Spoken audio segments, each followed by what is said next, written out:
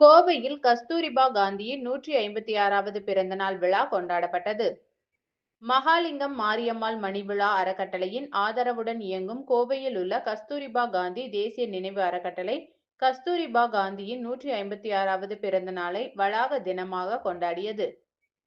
இந்த கொண்டாட்டத்திற்கு சக்தி குழுமத்தின் தலைவர் எம். மாணிக்கம் தலைமை தாங்கினார். நமது நம்பிக்கை இதழின் ஆசிரியர் முத்தையா சிறப்பு விருந்தினராக பங்கேற்றார். நாட்டின் கிராமப்புறங்களில் உள்ள பெண்களுக்கு கல்வி, சுகாதாரம், வேலைவாய்ப்பு மற்றும் பொருளாதாரத்தில் அதிகாரம் அளிக்கும் நோக்கில் மகாத்மா காந்தி தனது மனைவியின் நினைவாக 1945ஆம் ஆண்டு கஸ்தூரிபா காந்தி தேசிய நினைவு அறக்கட்டளையை நிறுவினார். இந்த அறக்கட்டளையின் ஒரு கிளை 1953ஆம் ஆண்டு கோயம்புத்தூரில் வரதராஜபுரம் காமராஜர் சாலையில் நிறுவப்பட்டது. தமிழ்நாட்டை சேர்ந்த காந்தியவாதியும் தொலைநோக்கு பார்வை கொண்ட தலைவருமான பொள்ளாச்சி அருட்செல்வர் என். மகாலிங்கம் அதன் நிலையை அறிந்ததும் 1992ஆம் ஆண்டு தனது மகாலிங்கம் மாரியம்மாள் மணிவிழா அறக்கட்டளையின் கீழ் நிறுவனத்தை ஆதரிக்க நடவடிக்கை எடுத்தார்.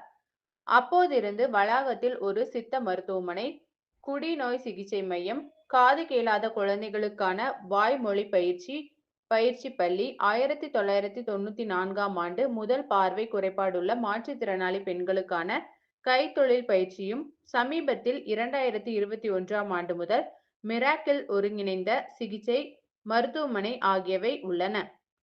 1993ஆம் ஆண்டு தொடங்கப்பட்ட குடிநோய் மையம் 19,000க்கும் மேற்பட்ட நபர்களின் வாழ்க்கையை மேம்படுத்த உதவியுள்ளது என்பது குறிப்பிடத்தக்கது.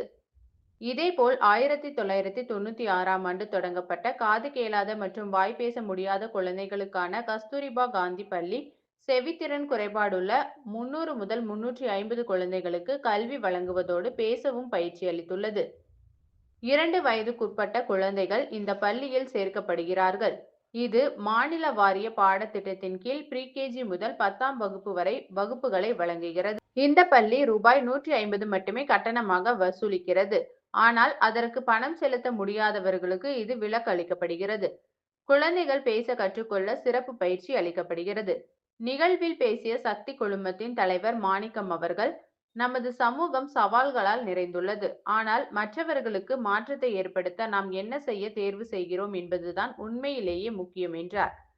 இந்த நிகழ்வில் மகாலிங்கம் மாரியம்மாள் மணிவிழா அறக்கட்டளையின் 13 ஊழியர்களும், 15 ஆண்டு கால சேவையை நிறைவு செய்த சக்தி குழுமத்தின் 8 ஊழியர்களும் கௌரவிக்கப்பட்டனர். நிகழ்வின் போது மது மீண்டவர் மற்றும் மாண்டவர் குறித்த புத்தகத்தை சிறப்பு விருந்தினர் மரபின் மைந்தன் முத்தையா வெளியிட்டார். முதல் பிரதியை என். மகாலிங்கம் மற்றும் கம்பெனியின் எம்.டி. சந்திரசேகர் பெற்றுக்கொண்டார். மகாலிங்கம் மாரியம்மாள் மணிவிழா அறக்கட்டளையின் மேலாளர் மகேந்திரன் நிகழ்வுக்கான அனைத்து ஏற்பாடுகளையும் செய்தார். இந்நிகழ்வில் குழுமத்தின் நிர்வாகிகள், பணியாளர்கள் என பலர் கலந்து கொண்டனர்.